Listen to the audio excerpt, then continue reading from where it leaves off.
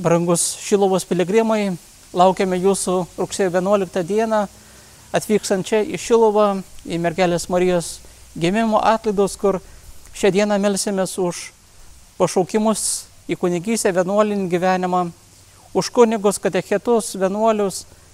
Tai yra labai svarbu, nes Marija kviečia melstis, kad būtų kuo daugiau tų darbininkų, kurie eitų ir skelbtų Dievo žodį, skelbtų Evangeliją. 10 val. Kviečiame visus drauge jungtis į akatiso giedojimą, o 12 val.